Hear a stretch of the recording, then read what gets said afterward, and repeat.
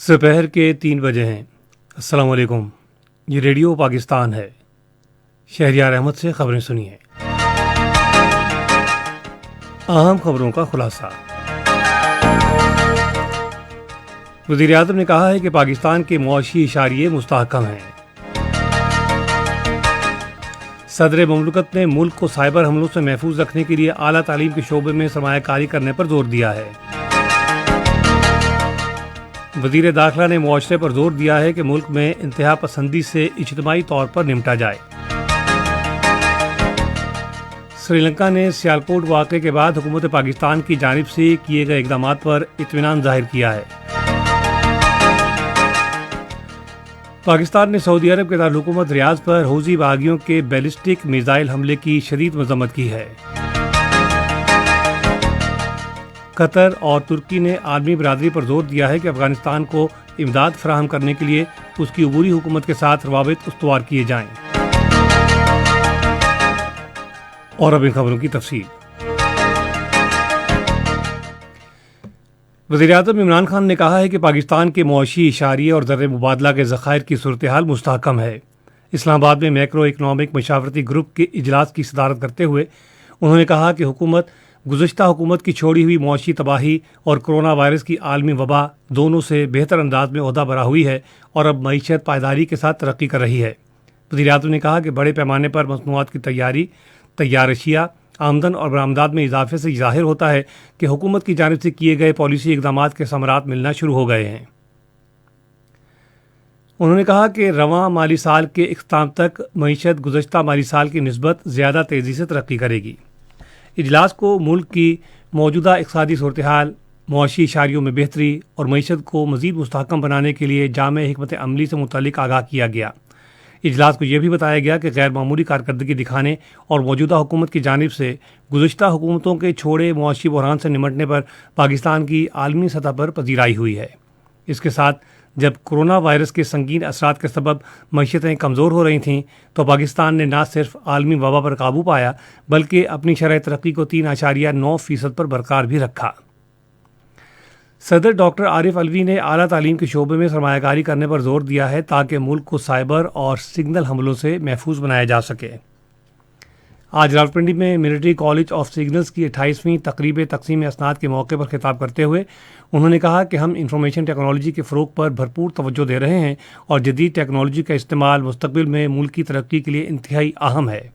उन्होंने कहा कि तालीम के शोबे में बेहतरी लाना रियासत की जिम्मेदारी है और हुकूमत इस हवाले से मौसर तरीके से काम कर रही है। वज़ीर दाखिला शेख रशीद अहमद ने मुआशरे पर जोर दिया है कि वो मुल्क में इंतहा पसंदी का मिलकर मुकाबला करें। आज इस्लामाबाद में एक न्यूज़ कॉन्फ्रेंस से खिताब करते हुए उन्होंने कहा कि हर शहरी की जिम्मेदारी है कि वो इंतहा पसंदी और दहशत गर्दी के खिलाफ आवाज़ उठाए। वज़ीर दाखिला ने सियालकोट वाक़े की मज़म्मत करते हुए कहा कि इस वाक़े में मुलव्विस मुजरिमों के खिलाफ कानून अपना रास्ता खुद बनाएगा। उन्होंने कहा कि मुआशरे से इंतहा पसंदी के खात्मे में ज़राए इब्लाग का अहम किरदार है। उन्होंने कहा कि इंतहा पसंद अनासर को ज़राए इब्लाग पर कवरेज नहीं दी जानी चाहिए। शेख रशीद अहमद ने कहा कि कौम 23 मार्च को यौम पाकिस्तान मनाती है, ताहम हिज़्ब इख्तिलाफ ने उस दिन एहतजाज करने का ऐलान किया है। उन्होंने कहा कि हर किसी को पुरअमन एहतजाज करने का हक़ है, ताहम हिज़्ब इख्तिलाफ को इस तारीख पर एहतजाज करने के फ़ैसले पर नज़रसानी की ज़रूरत है। वज़ीर दाखिला ने इस एतमाद का इज़हार किया कि हुकूमत आने वाले महीनों में महंगाई पर काबू पा लेगी। इत्तलात और नशरियात के वज़ीर चौधरी फवाद हुसैन ने आज इस्लामाबाद में श्रीलंका के हाई कमिश्नर मोहन विजय विक्रमा से मुलाकात की और सियालकोट में श्रीलंकन शहरी प्रियंथा कुमारा की हलाकत पर दुख और रंज का इजहार किया। वफाकी वज़ीर ने हाई कमिश्नर को सियालकोट के अलमनाक वाक़े के बाद हुकूमत पाकिस्तान की जानिब से किए गए इक़दामात से मुतालिक आगाह किया। चौधरी फवाद हुसैन ने कहा कि सानहा सियालकोट की मुल्क भर में मज़म्मत की गई है और वाक़े में मुलव्विस तमाम अफराद को गिरफ़्तार किया गया है। इस मौके पर श्रीलंकन हाई कमिश्नर ने कहा कि वो वाक़े के बाद पाकिस्तान की हुकूमत की जानिब से किए गए इक़दामात से मुतमईन हैं। उन्होंने कहा कि इस वाक़े से दो तरफ़ा ताल्लुक़ात मुतासिर नहीं होंगे। श्रीलंका के हाई कमिश्नर मोहन विजय विक्रमा ने कहा है कि सियालकोट के अफसोसनाक वाक़े से पाकिस्तान और श्रीलंका के ताल्लुक़ात मुतासिर नहीं होंगे। वो मुमताज़ उलमा मशाइख के हमरा सहाफ़ियों से गुफ्तगू कर रहे थे जिन्होंने वाक़े पर ताज़ियत के लिए आज इस्लामाबाद में श्रीलंका के हाई कमीशन का दौरा किया। ہائی کمشنر نے کہا کہ یہ افسوسناک واقعہ تھا، تاہم حکومت کی طرف سے فوری کارروائی اور علماء کرام کا رد عمل اطمینان بخش ہے۔ ہائی کمشنر نے کہا کہ پاکستان اور سری لنکا 1948 سے دوست ہیں اور پاکستان نے مختلف مسائل کے حل کے لیے ہمیشہ سری لنکا کی مدد کی ہے۔ انہوں نے حکومت سے مطالبہ کیا کہ وہ پریانتھا کمارا کے اہل خانہ کو مناسب معاوضہ ادا کرے۔ اس موقع پر اظہار خیال کرتے ہوئے مذہبی ہم آہنگی کے بارے میں وزیر اعظم کے خصوصی نمائندے طاہر محمود اشرفی نے یقین دلایا ہے کہ پاکستان ذمہ داروں کو سزا دینے کے لیے تمام ممکنہ اقدامات کرے گا۔ ممتاز عالم دین مفتی تقی عثمانی نے پاکستانی قوم کی جانب سے سری لنکا کے عوام سے معذرت کی۔ انہوں نے کہا کہ مجرموں کے خلاف مقدمے کو منطقی انجام تک پہنچایا جائے گا۔ ممتاز علماء کرام ساجد میر، حامد سعید کاظمی، عبدالخبیر زبیر، قاری حنیف جلندری اور علامہ عارف واحدی نے بھی اس موقع پر اظہار خیال کیا اور واقعے کی مذمت کی۔ علماء کرام نے اس موقع پر آئندہ جمعۃ المبارک کو یوم مذمت کے طور پر منانے کا اعلان کیا ہے۔ بعد میں مشترکہ اعلامیہ میں علماء کرام نے سیالکوٹ کے واقعے کی مذمت کی۔ انہوں نے اس واقعے کو اسلامی تعلیمات کے منافی قرار دیا۔ حکومت نے لوگوں کو سستی رہائش فراہم کرنے کے لیے سرکاری اور نجی شراکت داری کے تحت رہائشی یونٹوں کی تعمیر کا کام تیز کر دیا ہے۔ نیا پاکستان ہاؤسنگ اتھارٹی کے ترجمان عاصم شوکت علی نے ریڈیو پاکستان کے خبروں اور حالات حاضرہ کے چینل کو ایک خصوصی انٹرویو دیتے ہوئے بتایا ہے کہ نجی بلڈرز نے 30 لاکھ سے زائد رہائشی یونٹ تیار کیے ہیں۔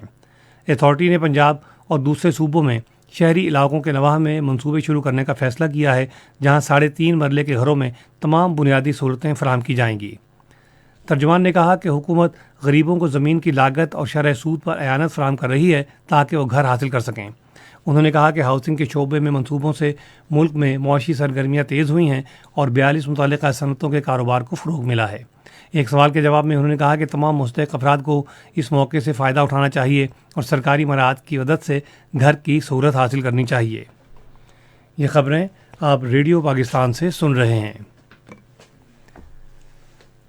پاکستان نے سعودی عرب کے دارالحکومت ریاض پر حوثی باغیوں کی طرف سے بیلسٹک میزائل حملے کی مذمت کی ہے، جس کا مقصد شہریوں اور رہائشی علاقوں کو نشانہ بنانا تھا۔ آج ایک بیان میں دفتر خارجہ کے ترجمان آصف افتخار احمد نے کہا ہے کہ سعودی عرب کی فضائیہ کی جانب سے بیلسٹک میزائل حملے کو کامیابی سے ناکام بنانے سے بے گناہ قیمتی جانوں کو بچایا گیا، جو قابل تعریف ہے۔ انہوں نے کہا کہ ایسے حملے نہ صرف عالمی قانون کی خلاف ورزی ہیں بلکہ سعودی عرب اور خطے کے امن اور سلامتی کے لیے بھی خطرہ ہے۔ ترجمان نے کہا کہ پاکستان ان حملوں کو فوری طور پر بند کرنے کا مطالبہ کرتا ہے۔ انہوں نے کہا کہ پاکستان سعودی عرب کی سلامتی اور علاقائی سالمیت کو کسی بھی خطرے کی صورت میں اپنی مکمل حمایت اور یکجہتی کا اعادہ کرتا ہے۔ پاکستان ناروے دو طرفہ سیاسی مشاورت کا 11واں دور اوسلو میں ہوا۔ ایڈیشنل سیکرٹری یورپ ڈاکٹر محمد طارق نے پاکستان کے وفد کی قیادت کی، جبکہ ناروے کے وفد کی سربراہی وزارت امور خارجہ کے علاقائی امور کے لیے محکمے کے ڈائریکٹر جنرل ویبجن ڈیسویک نے کی۔ فریقین نے دو طرفہ تعلقات کے تمام پہلوؤں کا جائزہ لیا اور مزید تعلقات کے لیے مواقع، خصوصاً تجارت اور سرمایہ کاری، توانائی، تعلیم، پارلیمانی وفود کے تبادلے، صحت، عالمی وباؤں، ثقافت اور عوام کی سطح پر رابطوں سے متعلق امور بھی زیر غور آئے۔ انہوں نے ناروے کی کمپنیوں کو دعوت دی کہ وہ پاکستان کی سرمایہ کار دوست پالیسیوں، خصوصاً ماحول دوست توانائی، موسمیاتی تبدیلی اور زراعت کے شعبوں سے فائدہ اٹھائیں۔ ناروے کے وفد کو افغانستان میں امن و استحکام کے لیے پاکستان کی جانب سے کی گئی کوششوں سے آگاہ کیا گیا۔ قطر اور ترکی نے عالمی برادری پر زور دیا ہے کہ افغانستان کو امداد کی فراہمی میں سہولت کے لیے عبوری حکومت کے ساتھ رابطہ استوار کرے۔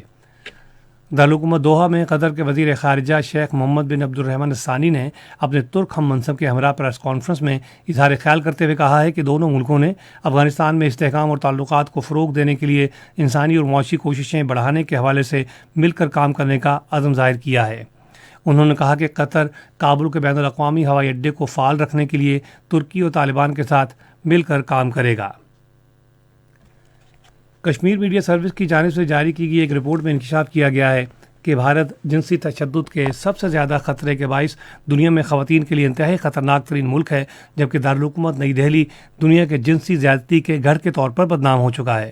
رپورٹ کے مطابق بھارت میں یومیہ اوسطاً 3 دلت خواتین جنسی زیادتی کا شکار ہوتی ہیں اور 2 کو قتل کیا جاتا ہے۔